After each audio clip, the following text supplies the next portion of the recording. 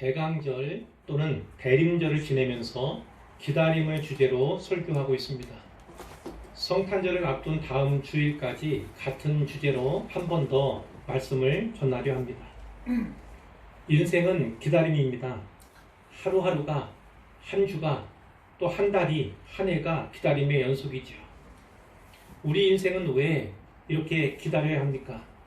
모든 것에는 다 때가 있기 때문입니다. 인생의 모든 것은 다 기다림 속에서 이루어집니다. 그러므로 인생에서 기다림은 필연이고 인생은 기다림입니다. 신앙도 기다림입니다. 공간만 아니라 시간도 하나님께서 창조하셨어요. 따라서 때와 시기, 기한과 시종은 처음과 끝이지요. 시작과 나중입니다. 이 시종이 다 하나님께 속해 있지요.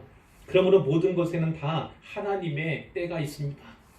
그런데 하나님은 그분이 하시는 일의 시종을 사람으로 측량할 수 없게 하셨습니다. 그 때문에 우리의 시간과 하나님의 시간 사이에는 시간적인 갭이 존재하지요. 기도 응답에도 기다림이 필요하고 신앙의 성장과 성숙에도 시간이 필요합니다. 따라서 신앙이 있어도 믿음이 있어도 역시나 기다려야 합니다. 신앙의 모든 것도 다 기다림 속에서 이루어지지요. 그러므로 신앙도 기다림입니다. 오늘의 시시편 130편도 지난주에 살펴본 40편과 같이 기다림의 시입니다. 본문 1절을 보시면요. 여호와여 내가 깊은 곳에서 주께 부르짖었나이다. 이런 표현이 있습니다. 여기 깊은 곳이 있습니다. 구약 성경에서는요. 바다 깊은 곳을 가리킬 때 여러 번 사용된 단어가 바로 이 깊은 곳입니다. 그러나 이 시에서는 인생에서 가장 낮은 때, 가장 고통스러운 시간들을 의미하고 있습니다.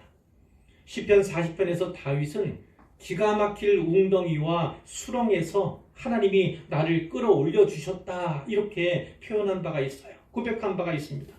여기 이 기가 막힐 웅덩이와 수렁은요. 이러지도 저러지도 못하는 상황, 혼자서는 어찌할 수 없는 상태를 뜻합니다. 그러니까 아무것도 할 수 없는, 내 힘으로는 아무것도 할 수 없는 그 시험이 있으니까 기가 막힌 것이죠. 그러므로 오늘 본문의 깊은 곳이나 시편 40편의 기가 막힐 웅덩이와 수렁은 모두 아무런 희망이 없는 깊은 절망의 상태를 가리키는 시어들로 볼 수가 있습니다. 이 깊은 절망의 때에 두 시인이 공통적으로 취한 행동은 무엇인가요? 다윗도 이 시인도 모두 하나님께 부르짖었습니다. 본문 2절을 보시면요. 주여 내 소리를 들으시며 나의 부르짖는 소리에 귀를 기울이소서 이렇게 노래하고 있어요. 예레미야 33장 3절에 우리가 잘 아는 말씀이 있죠. 너는 내게 부르짖으라 내가 네게 응답하겠고 네가 알지 못하는 크고 은밀한 일을 네게 보이리라. 아멘. 이 말씀이 있죠. 우리의 지성으로는 이해할 수가 없고요. 생각할 수가 없고요.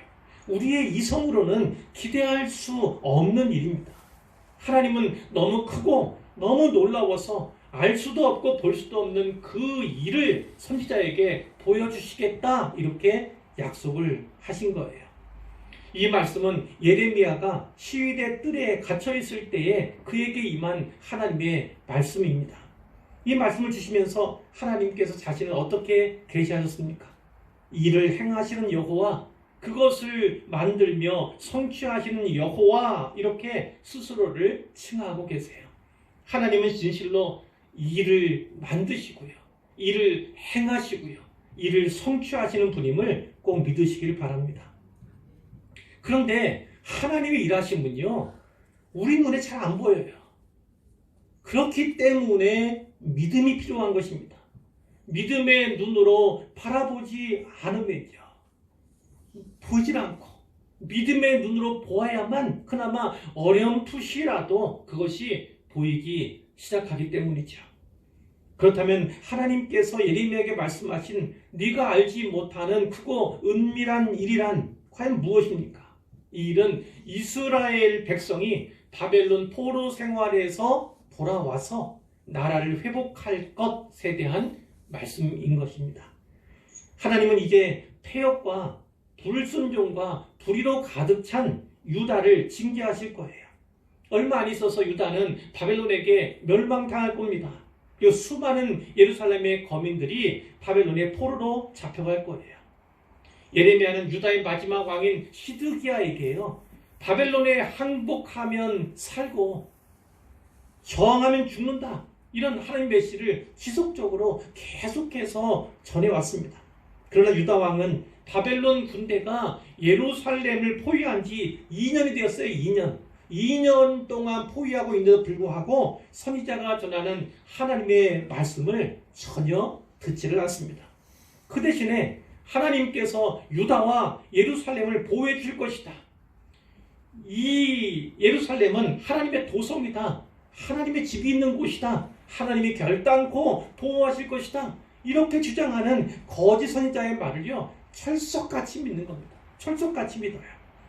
예레미야 선지자에게는 예언하지 못하도록 시위대의 뜰에 그를 가둬요. 좀 더 있으면 구덩이 속에도 그를 가두게 되죠. 상황이 이러하니까 예레미야는 마치 벽에다 대고요, 하나님 말씀을 대언하는 듯 했을 거예요.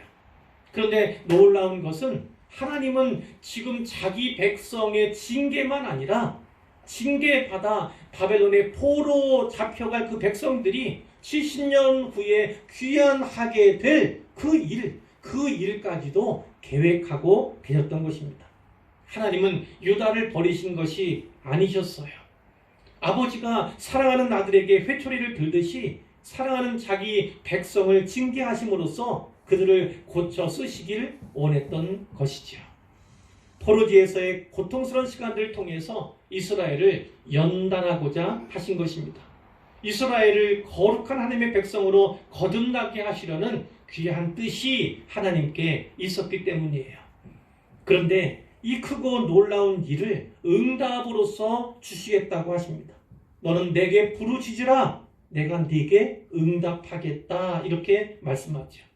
사랑하는 성도 여러분, 우리에게 닥친 인생의 문제 앞에서 혹은 가정의 문제 앞에서 사회적, 국가적 문제 앞에서 그리고 세계적, 국제적 문제 앞에서 우리가 해야 할 일은 무엇보다 기도하는 것입니다. 부르짖어 기도하는 일입니다. 부르짖는 기도는요, 일상적인 기도가 아닙니다. 평범한 기도가 아니에요. 아무 문제가 없는 상황에서 드리는 기도와는 다른 기도입니다. 하나님의 긍휼과 자비를 구하며 간절히 드리는 기도가 바로 부르짖는 기도인 것이죠. 때로는 시편 130편의 시인처럼요, 민족의 죄악과 공동체의 허물을 가슴에 끌어안고 참회의 눈물을 흘리며 하나님 앞에 나아가야 합니다. 3절과 4절 말씀입니다. 여호와여, 주께서 죄악을 지켜보실진대 주여 누가 서리이까. 하나님께서 인생을 하강하고 계세요. 다 지켜 내려보고 계시다는 거예요. 그렇기 때문에 죄악이 없는 자가 어디 있습니까? 그런 인생이 어디 있어요? 그래서 하나님 앞에 설 자가 하나도 없다는 것이 시인의 고백인 거죠. 그러나 뒤에 나오신 말씀처럼 사유하심이 주께 있으면 주를 경외하게 하심이니이다. 그 하나님의 사유하심을 시인이 바라보면서 하나님 앞에 나아가는 거예요. 사유하심은 용서를 말합니다. 용서를 말해요. 자비하신 하나님의 성품과 늘 용서하시는 하나님을 바라보면서 참회하는 심정과 애통해하는 마음으로 하나님께 나아가는 것입니다. 시인은 기도하고 또 기도했을 겁니다. 부르짖고 다시 부르짖었어요. 그 다음에 할 일은 무엇입니까? 기다리는 것이죠. 부르짖고 부르짖으면서 기다리는 것입니다. 다윗도 시편 40편에서 이렇게 고백했습니다. 내가 여호와를 기다리고 기다렸더니, 이렇게 노래했죠. 본문 5절도 그렇게 되어 있습니다. 나 곧 내 영혼은 여호와를 기다리며 나는 주의 말씀을 바라는도다. 시인은 이 고통의 상황에서 하나님께 구할 것이 많았을 거예요. 그러나 시인은 무엇보다 하나님 말씀을 구하며 바라고 있음을 알 수가 있습니다. 하박국 선지자가 생각이 나요. 어찌하여 하면서 하나님께 많은 질문을 던졌던 선지자가 아닙니까? 그렇게 질문을 드린 후에 그 다음에 하박국 2장에 가면 이런 말이 나와요. 내가 내 파수한 곳에 서며 성루에 서리라. 그가 내게 무엇이라 말씀하실는지 기다리고 바라보며 나의 질문에 대하여 어떻게 대답하실는지 보리라. 이렇게 하박국 선지자가 이야기를 하죠. 하나님께서 내게 무엇이라 말씀하시는지, 이 기도에 대해서, 질문에 대해서 어떻게 말씀하시는지 그것을 듣기 위해서 기다리고자 하는 것이죠. 한 가지를 더 나눴으면 좋겠어요. 화면에도 나오는 내용인데요. 본문 5절에 나오는 이 말씀이라는 단어가 나오는데, 이 단어는요 히브리어로 다바르라고 합니다. 다바르예요. 그런데 비슷한 낱말이 또 있어요. 미드바르라는 단어도 있어요. 미드바르. 이 미드바르는 광야를 일컫는 단어예요. 그러니까 다바르는 말씀, 미드바르는 광야, 이렇게 기억하시면 되겠습니다. 그런데 이 두 단어, 말씀을 뜻하는 다바르와 광야를 뜻하는 미드바르는요 어원이 같아요. 하나님께서는 이스라엘 백성을요 40년 동안 광야에서 말씀으로 인도하셨어요. 미드바르에서 다바르로 인도하셨다, 이 말씀입니다. 이스라엘 백성은 광야에서 오직 말씀을 붙잡아야만 하는 것이죠. 미드바르에서 다바르를 붙잡아야만 했던 것입니다. 신명기 8장 2절과 3절에 이런 말씀이 있죠. 네 하나님 여호와께서 이 40년 동안에 네게 광야길을 걷게 하시는 것을 기억하라. 이는 너를 낮추시며 너를 시험하사 네 마음이 어떠한지 그 명령을 지키는지 지키지 않는지 알려 하심이라. 이런 말씀이 2절에 나옵니다. 하나님께서 40년 동안에 이스라엘 백성들을 광야길에 주셨어요.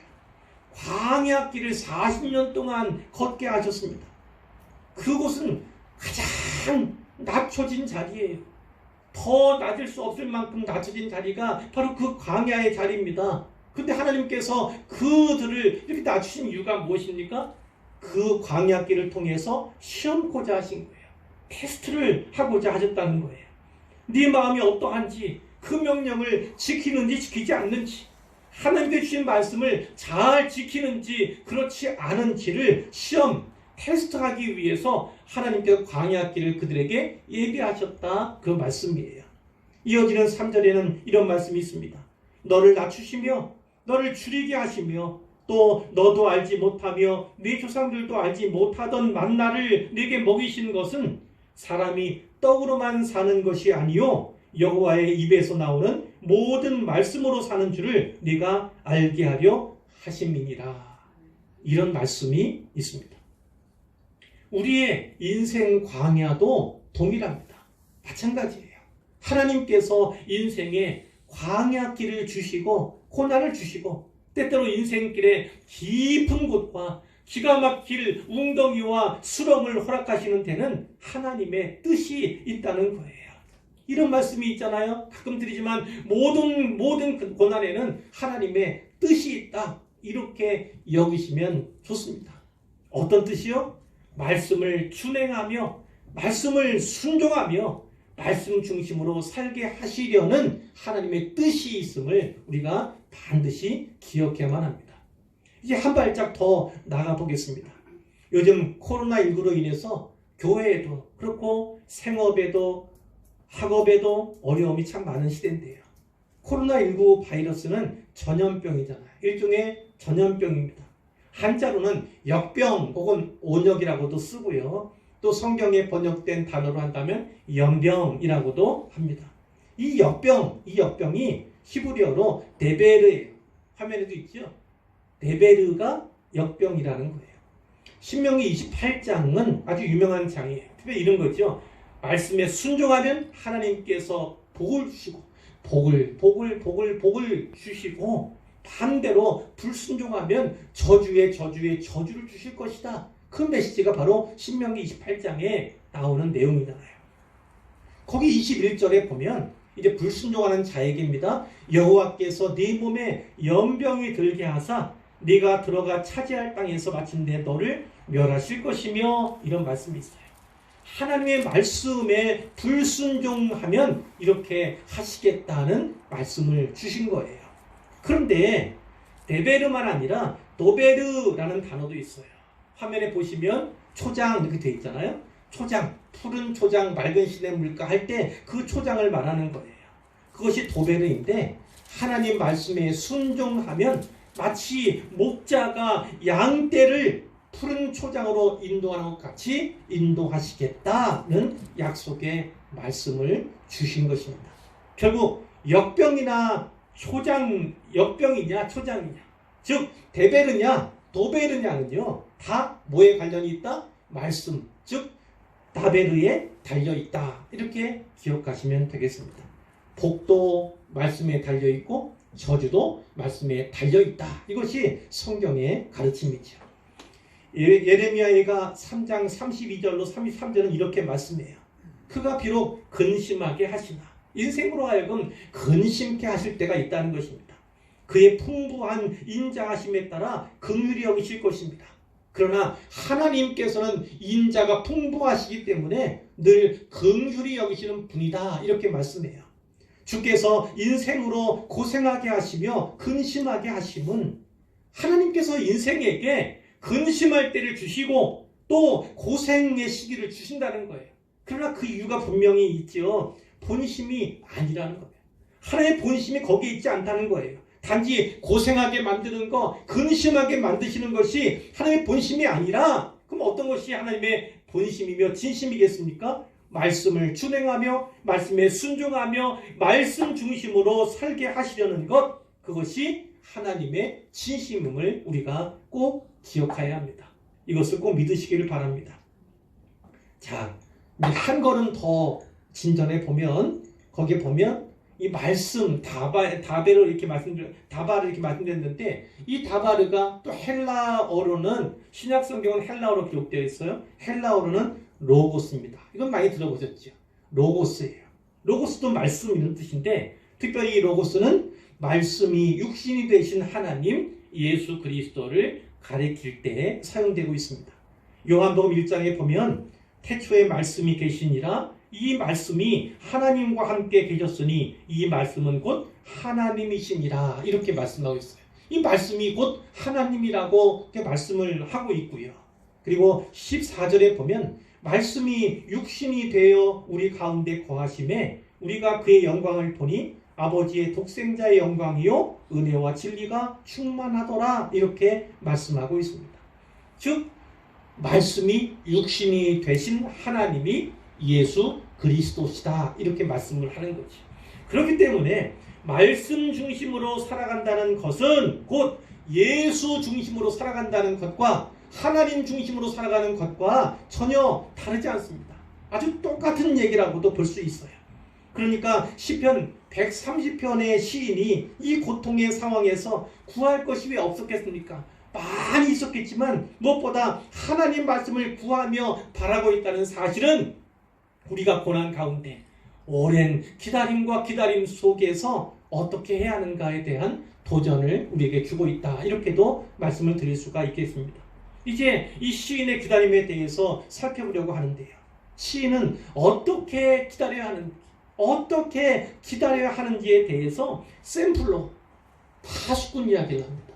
파수꾼의 기다림을 이야기하고 있어요. 6절에 보면 파수꾼이 아침을 기다림보다, 파수꾼이 아침을 기다린 것이 어떤 것인지 아시죠?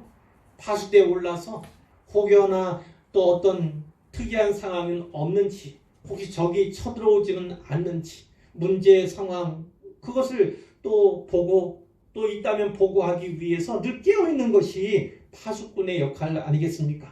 근데 이 파수꾼이 밤에 파수대에서 보이는 거예요. 적막하지요. 홀로 서 있는 경우가 많이 있습니다. 군생활, 특별히 전방이나 이렇게 그런 적막한 곳에서 군생활하신 분들은 그것이 더 와닿을 수 있는데요. 그럴 때 간절히 기다리잖아요. 또 이 군대, 일반적인 군대에 가도 불침번 쓰지 않습니까? 불침번. 근데 참 12시부터 1시 사이 혹은 뭐 2시, 3시 사이 참 고단하거든요. 이럴 때 어찌하면 빨리 시간이 지나갈까? 시간 지나갈 것만 기다리는 그런 경우들이 사실 많이 있는데요. 온 밤을 꼬박 세워야 하는 이 파수꾼의 입장이라면 더 하겠지요. 언제 아침이 올까? 언제 동이 터올까? 그 아침만을 기다리고 있는 거예요. 파수꾼이 이렇게 아침을 기다리는 것이 얼마나 간절한 기다림인가 그것을 묘사하면서 내 영혼이 주를 더 기다린다는 거예요. 파수꾼이 아침을 기다림보다 내가 주를 더욱더 기다리고 있다 이렇게 노래하고 있는 거예요. 파수꾼보다 더 간절하게 파수꾼의 그 마음보다 더 간절하게 아침이 오기를 동이 트기를 기다리는 그 기다림보다 내가 주를 기다리는 것, 하나님을 기다리는 것이 더욱더 간절하다 이렇게 노래를 하고 있는 것이죠. 근데 여기 보면은 내 영혼이 이렇게 되어 있어. 기다림의 주체가 나도 되어 있지만 내 영혼이라고 되어 있습니다. 내 영혼은 어떤 거예요? 하나님께서 육체만 아니라 영혼을 가진 자로 사람을 지으셨고 그것이야말로 하나님과의 교통과 교제가 일어날 수 있는 어떤 장치 이렇게 볼 수가 있는데 그 인격의 요소인 이 영혼은 결국은 지와 정과 의로 구성되어 있다. 제가 가끔 말씀을 드리잖아요.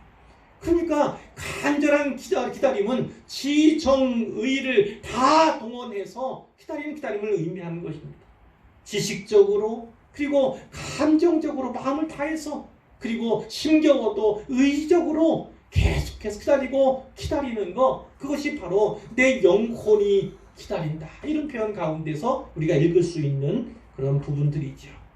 이 시인이 누구를 기다리고 있습니까? 주를이요. 주는 구약에서는 하나님을 가리킵니다. 하나님을 가리키고 있어요.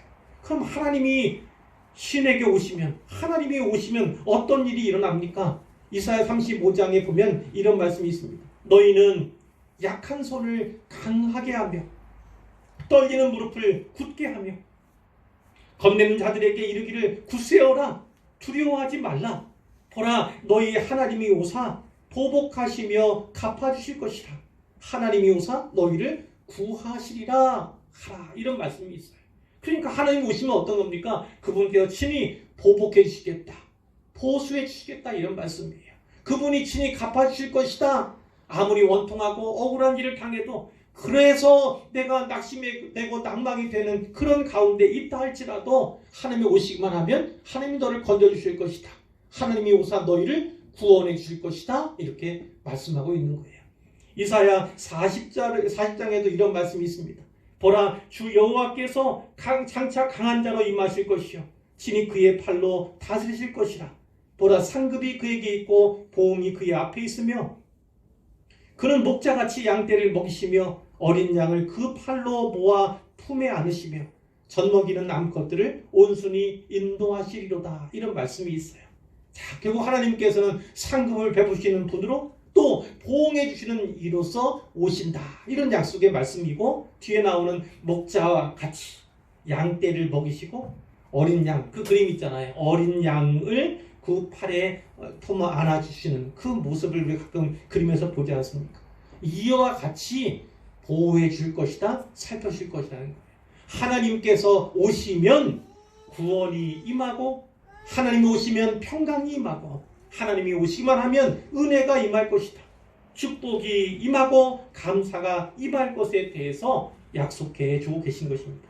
그러니까 다른 누군가를 구할 것이 아니라 오직 하나님을 구하는 것이 좋다.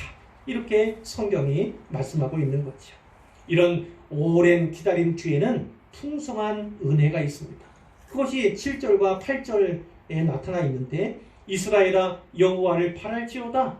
여호와께서는 인자하심과 풍성한 속량이 있습니다.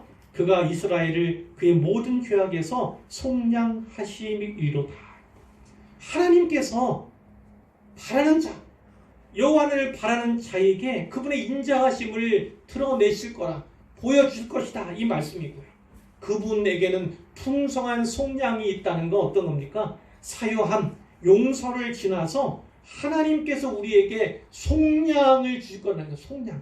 속량이 뭔지 아시죠? 돈 주고 사는 거예요. 돈 주고 노예를 내가 돈 주고 산 거예요. 그 노예는 내 것이 되지 않습니까? 그런데 이 노예를 그냥 노예 신분이 아니라 자유인으로 방면해 주시는 거예요. 자유케 하시는 거, 그게 바로 속량에 담긴 의미예요. 하나님께서는 우리를 용서하실 뿐만 아니라 우리를 속량하시는 하나님이심을 분명하게 노래하고 있는 거죠. 근데 이 속량은 신약에 가면 어떤 방법으로 나타납니까? 바로 예수 그리스도 하나님의 아들을 이 땅에 보내시는 방법, 그리고 그 하나님의 아들을 십자가에 달려 피 흘려 죽게 하시는 방법, 그리고 그 죽으신 지 사흘 만에 다시 부활하시는 방식으로 우리를 구원하신다라는 것이 성경의 가르침인 것이지요. 시편 22편에 보면 시편 22편도 다윗의 시입니다. 메시아 예언 가운데 하나예요. 거기에 이런 말씀이 있습니다. 내 하나님이여, 내 하나님이여, 어찌 나를 버리셨나이까? 어찌 나를 멀리하여 돕지 아니하시오며 내 신음소리를 듣지 아니하시나이까? 이런 말씀이 있습니다. 다윗도 살아가면서 하나님께 이렇게 간절히 호소하고 간절히 하나님을 기다렸던 적이 있는 거예요. 하나님, 어찌 나를 버리셨습니까? 하나님께서 마치 버리신 것 같은, 하나님께 버림받은 것 같은 그런 때가 깊은 곳이요. 바로 기가 막힐 웅덩이와 수렁과 같은 그런 인생의 때가 그에게도 있었다는 거예요.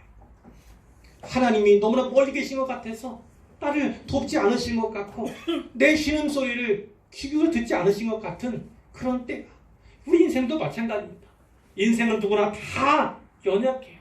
그래서 때로는 하나님께서 빨리 응답하시지 아니하시면 하나님이 왜 내 기도는 듣지 아니하시는가? 하나님 도대체 무엇을 하고 계시는가? 하나님이 과연 계시기는 한 건가? 이렇게 항변을 할 때가 또한 없지 않지요.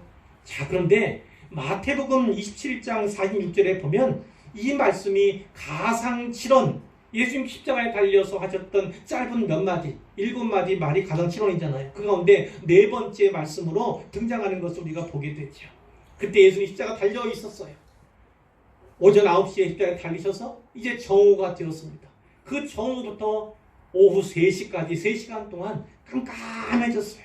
온 땅에 어둠이 임했습니다. 그리고 다른 성경에 보면 지진도 있었고, 그렇게 3시간 동안 계속 그 어둠이 계속되었는데 제9시쯤 오후 3시입니다. 오후 3시쯤 되어서 예수님께서 크게 소리질러서 말씀하셨어요. 엘리 엘리 라마 사박다니. 이건 아람어로 말씀하신 거예요. 엘리 엘리 라마 사박다니, 이렇게 말씀하셨는데 그 뜻이 무슨 뜻입니까? 나의 하나님 어찌하여 나를 버리셨나이까? 라는 뜻이라고 마태복음 기자가 잘 기록해주고 있습니다. 결국 시편 22편 다윗의 시지만 그것은 메시아의 시예요. 메시아가 고난받을 것에 대해서, 고난받은 예수님께서 어떻게 하실 것인가, 그것에 대해서 예언하신 것인데, 예수님께서는 바로 그 시편의 22장의 말씀을 인용해서 나의 하나님 어찌하여 나를 버리셨나이까? 이렇게 말씀하심으로써 구약을 친히 이루시고 성취하신 것입니다. 그냥 이 말씀을 하신 것이 아니라는 말씀이에요. 자, 예수님을 이렇게 십자가에 달려 죽이기까지 마치 그 아버지 하나님으로부터 완전히 버림받은 것 같은 그런 상태에 두심으로 말미암아서 우리를 구원하신 것이 우리 하나님이셨음을 우리가 반드시 기억해야 합니다. 그러니까 이 기다림의 절기에, 이 대강절 혹은 대림절 절기에 우리가 기다려야 할 것은 바로 하나님 자신이에요. 하나님을 기다려야 하고, 그리고 우리는 다시 오실 예수님을 기다리는 거지요. 히브리서 4장 15절 16절에 이런 말씀이 있습니다. 우리에게 있는 대제사장은 예수 그리스도를 말씀하죠. 그 대제사장은 우리의 연약함을 동정하지 못하실 이가 아니요 모든 일에 우리와 똑같이 시험을 받으신 이로되 죄는 없으시니라. 예수님은 우리의 연약함을 다 아신다는 거예요. 실제로 경험하셨어요. 아니, 인생이 경험하는 것 극대치를 십자가 위에서 경험하신 분이 우리 주님이세요. 그러나 예수님께서는 아무런 시험 가운데서도 아무런 죄가 없으셨다는 것이 우리와는 다른 것이지요. 자, 이어지는 말씀에 그러므로 우리는 긍휼하심을 받고 때를 따라 돕는 은혜를 얻기 위하여 은혜의 보좌 앞에 담대히 나아갈 것이니라. 이런 말씀이 이어지고 있습니다. 하나님 앞에 담대히 나아가자는 독려지요. 하나님께서 긍휼히 여겨주실 것이다. 그분께서 우리를 불쌍히 여겨주실 것이다. 때를 따라 돕는 은혜를 우리에게 주실 것이다. 그러니까 은혜의 보좌 앞에 담대히 나아가라, 이렇게 말씀하시는 거예요. 예수님께서는 우리의 약함을 아실 뿐만 아니라 인생이 당할 수 있는 모든 고통, 그 극대치를 친히 경험하신 분이기 때문에 체휼하시는 하나님이라고 성경에 나타나는 것이죠. 이 기다림의 절기에 그 예수님을 바라보면서, 예수님의 십자가를 바라보면서, 십자가를 지시기 위해, 십자가에 죽으시기 위해서 이 땅에 오신 예수 그리스도를 묵상하면서 다시 오실 예수 그리스도를 기다리는 것이 오늘 우리가 해야 할 줄로, 이른 줄로 믿습니다. 마지막으로 예레미야가 3장 25절 26절 이렇게 말씀합니다. 기다리는 자들에게나, 기다리는 자들에게, 또 구하는 영혼들에게 여호와는 선하시도다. 하나님은요, 기다리는 자, 또 구하는 영혼들을 결코 외면하지 아니하시는 분이에요. 사람이 여호와의 구원을 바라고 잠잠히 기다림이 좋도다, 이런 말씀이 있어요. 하나님께서 반드시 나를 구원해 주실 것을 바라면서, 그것을 믿고 신뢰하면서 기다리면 어떻게 해요? 잠잠히 하는 것이 좋다, 이렇게 예레미야 선지자가 이야기를 했던 것이죠. 오늘 우리의 기다림도 바로 이런 기다림이었으면 좋겠습니다. 하나님께서 우리를 구원해 주실 것을 바라고, 어떠한 형편과 상황 가운데 있더라도 우리를 회복시켜 주시고, 아니 회복시켜 주실 것만 아니라 그 이상으로 우리가 잘 되기를, 또 우리의 영혼도 잘 되게 해줄 것을 바라고 지금은 잠잠히 기다리는 그 훈련을 더욱더 잘 해나가는 우리가 되기를 간절히 소원합니다. 그러면 하나님께서 기뻐하시는 기다림, 그리고 꼭 열매 맺는 기다림, 끝이 좋은 기다림이 될 줄로 믿습니다.